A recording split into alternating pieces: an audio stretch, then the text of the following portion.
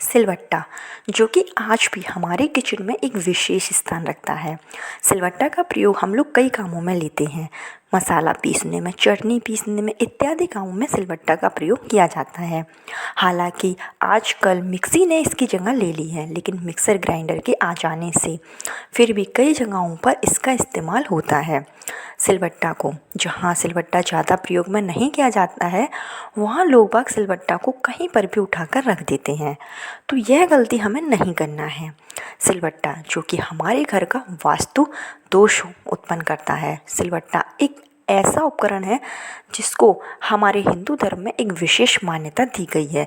सिलवट्टा को हमारे यहाँ पूजा पाठ में, विवाह, शादी जैसे मांगलिक कार्य में भी प्रयोग किया जाता है। वास्तुशास्त्र में तो यह भी बताया गया है कि सिलवट्टा को सही तरीके से अगर हम प्रयोग करें तो हमारा वास्तु दोष दूर हो सकता है। वहीं सिलवट्टा को गलत तरीके से प्रयोग करने से हमारे ऊपर भारी संकट आ जाता है, हमारी आर्थिक दृष्टि खराब हो जाती है, हमारे घर में आए दिन लोग बीमार पड़ने लगते हैं। तो सिलवट्टा के साथ यह गलतियाँ ना करें। आज के इस वीडियो में हम बात करेंगे इसकी सिलवट्टा को हमें किस तरीके से प्रयोग करना है, कहाँ रखना है और किस तरीके से हम सिलवट्टा को डेली रूटीन में लाएं। और अगर हम सिलवट्टा को प्रयोग में नहीं ला रहे हैं तो हम सिलवट्टा को घर के किस दिशा में रखें, ये सारी जानकारी आज आपको इस वीडियो में दी जाएगी।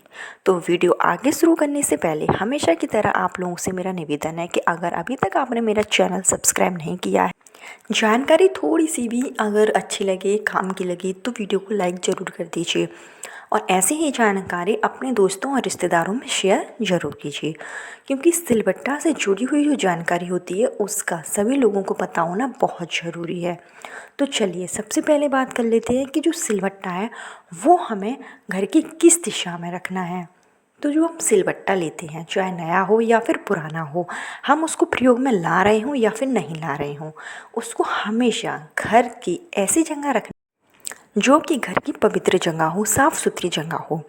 और पूरे घर में जो पूर्व उत्तर कोना होता है, जो ईशान कोण होता है, ईशान कोण जो कि उत्तर पूर्व कोना है, उसको घर का पवित्र स्थान माना जाता है। कहा जाता है यह स्थान ईश्वर का स्थान है।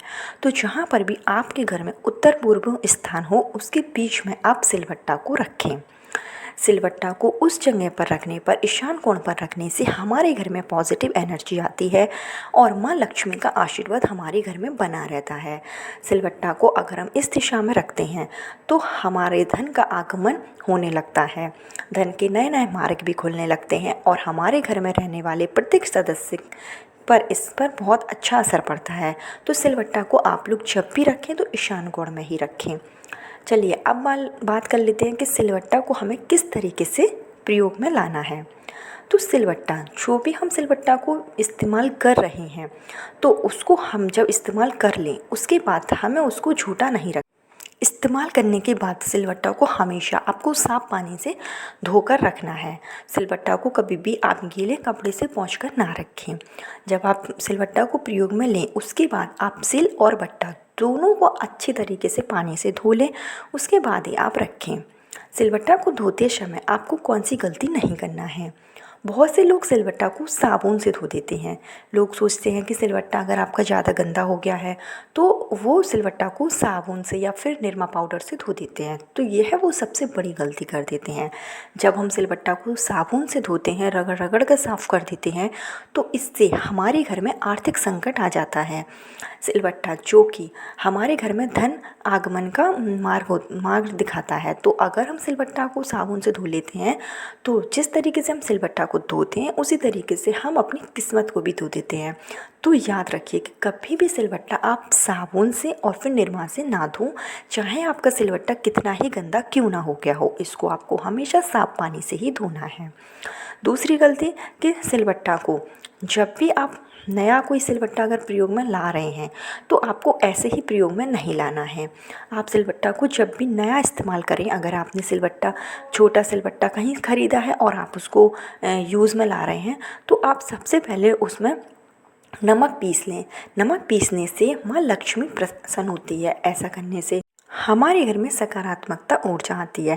तो जब भी अगर आपके घर में पैसा ना रुके, आपको लगे कि आपके घर में कहीं से कहीं कोई परेशानी आ गई है, तो आप चुटकी भर नमक लीजिए और उसको आप सिलबट्टा पर रगड़ लीजिए। ऐसा करने से आपकी ज़िंदगी में बहुत ही ज़्यादा असर पड़ेगा। आपकी जो ज़िंदगी है उसमें सुख समृद्धि हमेशा बनी रहेगी। चलिए बात कर लेते हैं कि जो सिलबट्टा में हमें किस तरीके से रखना है। तो बहुत से लोग क्या करते हैं कि जो सिलबट्टा है वो प्रयोग करने के बाद ऐसे ही रख देते हैं। तो सिलबट्टा को कभी भी आपको लेटा कर नहीं रखना है। सिलबट्टा को आप जब भी रखें तो उसको आप दीवार से सटका कर खड़ा करके रखें। कहा जाता है कि अगर हम सिलबट्टा लेटा कर रख देते हैं तो उससे हमारे दैनिक कार्यों पर असर पड़ता है। हमारे जितने भी काम होते हैं वो बिगड़ने लगते हैं। तो कभी भी सिलबट्टा को लेटा कर ना रखें। जब आप प्रयोग कर लें उसके बाद आप उसको खड़ा करके रखें। सिलबट्टा जो कि सिल और बट्टा है, तो इसको आपको हमेशा साथ में ही रखना है। आप इसको अलग अलग रखने की गलती ना करें। बहुत से घरों में सिल को अलग रख देते हैं और बट्टा कहीं अलग रख देते हैं। तो ऐसा करने से भी हमारी ज़िंदगी पर बुरा असर पड़ता है। हमारे घर में आर्थिक संकट आ जाता है। तो हमेशा सिलबट्टा को साथ में ही रखें। जहाँ आप सिल रख रहे हैं वहीं पर आप इसका बट्टा रखें, क्योंकि ये दोनों जोड़े की चीज़ें हैं। तो इन दोनों को आपको हमेशा साथ में, सिलबट्टा को आपको भूल से भी घर की पश्चिम और दक्षिण दिशा में नहीं रखना है। सिलबट्टा को अगर हम दक्षिण और पश्चिम दिशा में रख देते हैं तो इससे हमारे घर में नेगेटिव एनर्जी आने लगती है और घर के प्रत्येक सदस्यों पर इसका बुरा असर पड़ता है। तो भूल कर भी आप सिलबट्टा को दक्षिण और पश्चिम दिशा में ना रखें। सिलबट्टा को रखते समय यह बातें आपको ध्यान में रखना है। यह एक छोटी सी जानकारी थी जो हम अपने दैनिक कार्यों में प्रयोग कर सकते हैं। तो अगर आपके घर में सिलबट्टा है और आप उसको इस्तेमाल भी करते हैं तो आप ये सब बातें ज़रूर ध्यान में रखिए। और अगर आप उसको इस्तेमाल नहीं करते हैं तब भी आपको उसको रखते समय इन सब बातों का ध्यान रखना है। और अगर आप भी सिलबट्टा का इस्तेमाल करते हैं तो कमेंट बॉक्स में ज़रूर बताइएगा कि अभी तक आप इसको किस तरीके से इस्तेमाल कर रहे थे और घर की किस दिशा में रख रहे थे। कल फिर मिलती हूँ नए वीडियो के साथ। जब तक के लिए आप लोग बहुत सारा अपना ख्याल रखिए, खुश रहिए। और ये सब छोटी छोटी जानकारी अगर प्राप्त करना चाहते हैं तो मेरे चैनल को सब्सक्राइब ज़रूर कर लीजिए। राधे राधे।